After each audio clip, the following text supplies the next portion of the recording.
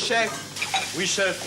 Ça marche. Ça marche, chic ouvert, une gelée de caviar, une tarte friande, un ravioli de langoustine, dégustation 3 pièces, une frivolité de saumon fumé, 2 foie gras chaud à la crème de lentilles. Poursuivent un rouget aux épices, un blanc turbo au petit pois, une tourtière d'agneau, un agneau aux herbes, une couée de rognon gris de veau et un veau cuit à l'étouffée. Ça marche. Quand c'est bon, il n'y a pas meilleur. Ça reste vrai à quelques heures de Noël, car inutile de vous le rappeler, nous sommes agressés par les fêtes et les réveillons de fin d'année. J'ai pensé qu'il était utile d'avoir un grand chef, comme d'habitude, dans notre cuisine, donc dans la vôtre. J'ai la joie d'accueillir Jean Legrand. Bonjour. Qui n'usurpe pas son nom. Jean, vous mesurez combien? 1m87. 1m87. Vous exercez votre immense talent à quel endroit? Au 58 rue des Mathurins, dans le 8e, à Paris. Voilà, c'est un grand garçon qui est un des rois d'une spécialité que le monde entier nous envie. Et je vais vous dire laquelle. Ici, en présentation, nous avons des volailles festives. J'ai horreur de ce nom-là parce que je trouve que c'est pas très, très agréable. Vous savez qu'à Noël, on fait toujours des volailles. Alors, vous avez le chapon. C'est un chapon de l'Ardèche. Vous aimez le chapon, Jean? Moi, j'adore le chapon. Ça vaut entre 70 et 75 francs le kilo. L'oie est incontournable, c'est une oie du Berry. L'oie vaut environ, c'est moins cher, 45 à 50 francs. On a ici une petite pintade de chaland. Chaland, c'est à côté de Nantes. Comment la feriez-vous cuire, la pintade? Ça se fait rôti. Moi, je suis assez partisan de la cuire en cocotte. En cocotte, oui, c'est très bien, parce que c'est moins sec. Pour les irréductibles, vous avez l'agneau de Pauillac. Alors, l'agneau de Pauillac, c'est un agneau de lait de la région de Pauillac. Ça vaut un peu cher, quand même. Là, ça vaut 160 francs le kilo. Ce n'est pas malheureusement à la portée de toutes les bourses. Il y a, emmitouflé comme un nouveau-né, la célèbre poularde de Bresse. Alors, une petite recette, Jean, pour la poularde? Mais la poularde, ça peut se faire, je ne sais pas moi, peut-être en cocotte ou poché un petit peu. Oui, poché, c'est bien. C'est mieux. Et puis, alors, la poularde, ça coûte environ 150 francs le kilo. Ici, une dinde fermière de Loué. La dinde. La dinde. Alors là, la dinde, c'est incontournable également. Il faut la faire pocher une demi-heure et après, vous la faites rôtir. Voilà. Ça coûte environ 45 à 50 francs. Ce sont les prix moyens que vous trouverez chez tous vos commerçants. Alors, en entrée, on peut sacrifier à l'habituel saumon fumé. Ici, c'est un saumon fumé artisanal. C'est bon. Pas trop de citron parce que ça dénature le goût. Vous êtes d'accord? Et Jean, on est là pour parler d'une denrée qui n'est plus rare, mais que vous maîtrisez parfaitement. Quelle est cette denrée? C'est-à-dire le foie gras. Alors, je vous invite, Jean, à passer dans notre cuisine. Suivez-moi. Voilà. Nous arrivons sur notre plateau habituel. Alors, Jean, il y a ici des lobes de foie. C'est des lobes de foie de quel animal? Des lobes de foie gras de canard. Canard. Vous préférez le canard, vous me l'avez dit. Moi, je trouve que le canard est très bien. Et puis, il est un peu moins cher parce que là, en espace de quelques semaines, ça vient de prendre 100 francs au kilo. On ne sait pas, c'est miraculeux, mais ça se passe tous les ans comme ça. C'est pas vous qui avez Ça coûte combien actuellement? Actuellement, on peut trouver ça dans l'ordre entre 400 et 500 francs le kilo. Très bien. Et vous allez voir qu'on va vous faire des économies. Tant pis, vos charcutiers, vos traiteurs ne seront pas contents, mais FR3 est la chaîne qui vous en donne plus. Jean, on fait combien de recettes si on a le temps? On fait 2 recettes. 2 recettes, avec quels ingrédients? Avec du sel, du poivre, du porto. Ensuite, pour le foie gras chaud, j'ai des érelles, un peu de fécule. Un peu de fécule. Et c'est tout. Et c'est tout. Ben voilà. Oui. Alors, pour faire de la terrine, il faut obligatoirement une terrine. Une terrine. Vous l'avez, à vous. Voilà. Un foie. Alors, un foie. Assez clair. Pour combien de personnes, un foie? Ça fait... c'est un foie de 500 grammes. On accélère, mon cher Jean, parce que nous sommes en direct et on mange tout ça à la fin de l'émission. Pas vous, parce que vous en êtes saturé, mais... Donc, j'épluche mon foie. Voilà, il faut éplucher le foie. Regardez, on ne triche pas. Je pense que rien ne vous échappe. Et j'enlève les vaisseaux sanguins. Voilà, il faut enlever les vaisseaux sanguins. Oui. Voilà, ça se fait tout seul. Il faut simplement bien se brosser les ongles avant de commencer. Non, mais ne riez pas, vous le faites couramment, mais c'est pas pour autant que nos amis téléspectateurs y pensent. Je recoupe. Voilà, regardez. Et vous voyez, on voit bien les vaisseaux sanguins. Alors, les vaisseaux sanguins, on ne veut plus les voir. Ce n'est pas une émission médicale, c'est une émission consacrée au réveillon de Noël qui, je vous le rappelle, aura lieu demain soir. Voilà. Très bien. On accélère toujours un tout petit peu. Jean, je sais que vous êtes un grand calme, oui, mais vous êtes pas quand ça... presque lymphatique, mais tant pis. Voilà, vous savez que la télé, ça a des Voilà. Voilà. On n'a pas voulu tricher, parce qu'on va tricher tout à l'heure un tout petit peu en ce qui concerne le temps de cuisson, mais là, on dénerve. On enlève les vaisseaux sanguins. Voilà, c'est très bien. Là, j'en ai encore un. Voilà, c'est le dernier. Voilà. C'est des foies de quelle origine? Ça sont des foies qui viennent des Landes. Ils sont meilleurs que les autres? Ils perdent un peu moins à la cuisson. Alors regardez, Jean, le geste auguste du saleur. Alors pourquoi du sel fin? Parce que je trouve que ça fond plus et c'est mieux pour le foie gras. Un peu de moulin à poivre. Alors vous êtes de l'école du poivre blanc ou du poivre noir? Mais moi je mets les deux, comme ça Eh bien voilà, c'est une réponse. Je crois savoir que Jean Legrand est normand. Donc ceci explique cela. Il met les deux. Alors vous voyez, là je prends bien les lobes. Oui. Et je mets le côté peau, voilà. fond de terrine. À fond la terrine, hein, et non pas à fond les manettes, parce qu'après il y aura des problèmes de surcuisson. Je bourre avec les petits bouts. Voilà.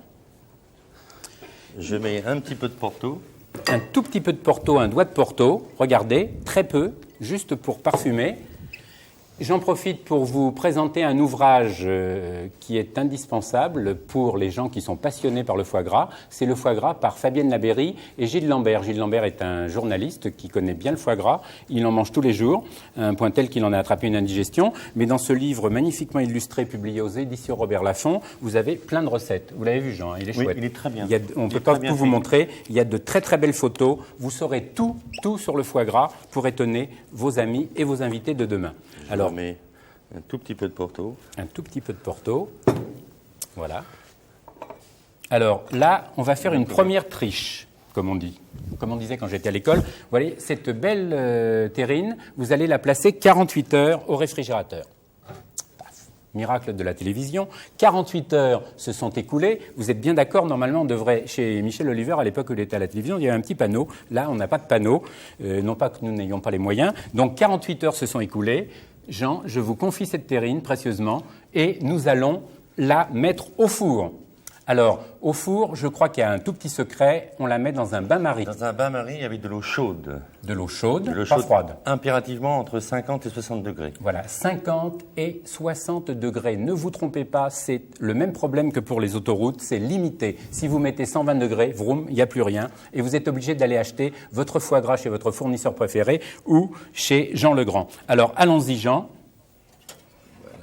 Voilà. Un tout petit problème, ça y est.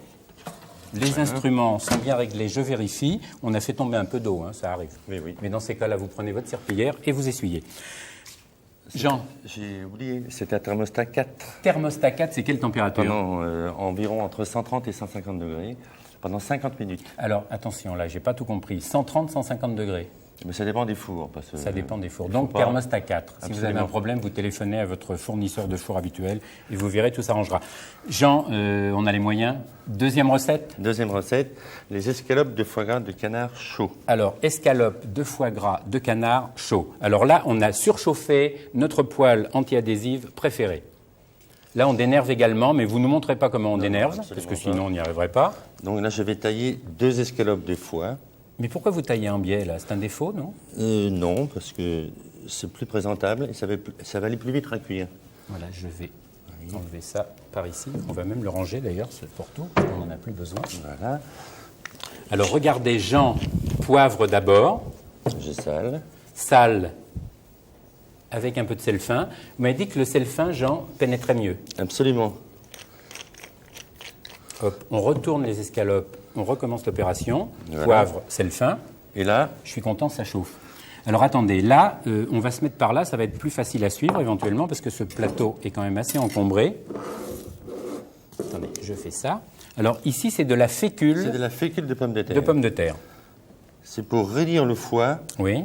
Et je trouve que le foie fond moins. On va mettre les deux en même temps. Hein. On va faire un petit, comme ça, un petit coup de. Voilà. Voilà. Alors, regardez. Dans la poêle. Hop, ça y est. Alors, Jean, il y a un tout petit secret, c'est qu'on peut faire cuire ça à sa convenance. Absolument. Très bien. C'est toutes les landes sur notre plateau. Hein. Ça, je vous assure que, en plus, quand on est enrhumé, ça dégage. Un petit peu vite, non? Ah non, ça va aller là. Bah, non, ça fond. Je suis le seul à avoir mon permis. Ça fond. Hein. Regardez, ça fond à la cuisson. C'est pour ça que, malgré tout, le foie gras reste un produit cher. Voilà. Alors, est-ce qu'on peut faire un deuxième miracle de la télévision française, Jean? Considérez que la terrine a cuit tranquillement. Combien de temps? On rappelle les temps de cuisson? Je dis la 50 minutes. 50 minutes. Donc, imaginez, amis téléspectateurs, qu'il s'est écoulé 50 minutes et nous allons sortir avec notre petit torchon, s'il vous plaît, parce que si on se brûle à quelques heures de Noël, on n'est pas dans l'ennui. Voilà. Ça y est. Hop. Voilà. Alors, normalement, cette terrine, il faut un peu l'oublier et la laisser refroidir. Un minimum, il faudrait pouvoir la laisser dans la cuisine environ 2 à 3 heures. Voilà, donc à température ambiante. Deuxième petit secret, 2 à 3 heures dans la cuisine. Regardez, on revient sur les escalopes de foie gras qui cuisent tranquillement. Ensuite, la terrine. Oui. Au réfrigérateur. Oui. Pendant un minimum de 24 heures.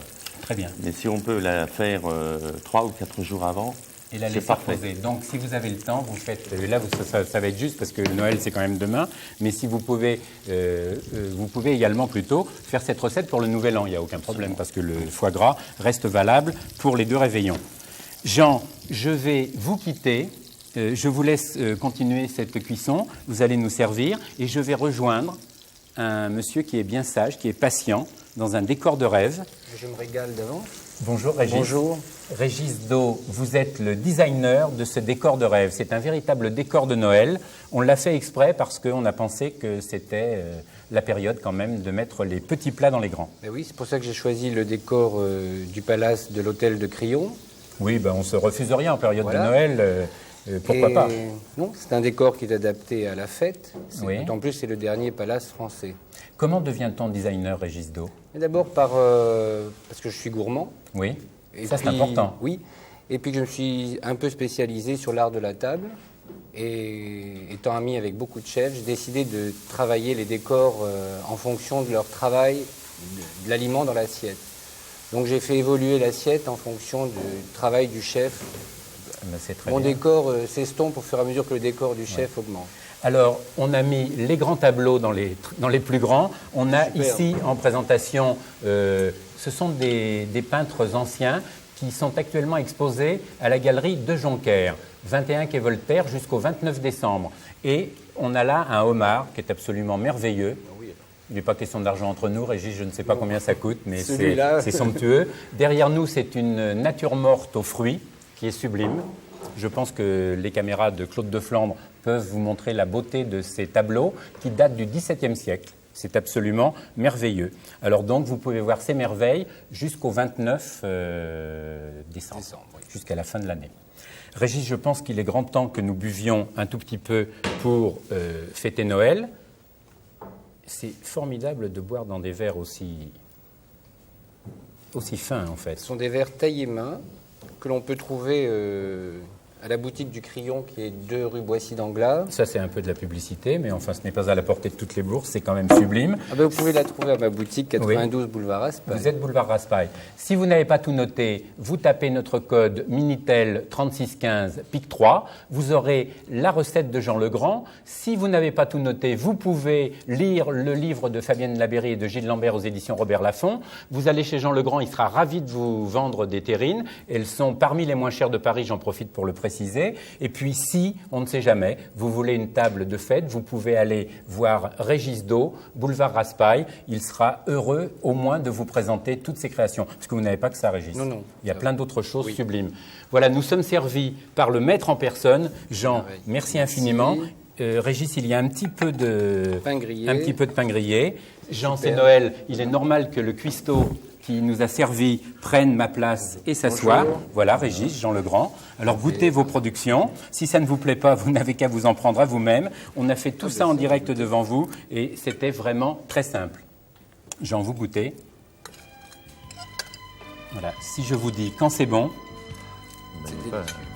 il n'y a pas meilleur et nous vous souhaitons un très joyeux Noël. Régis, merci. Jean, merci infiniment. Ne mangez pas tout, il faut nous en laisser un tout petit peu parce qu'on va faire une répétition générale.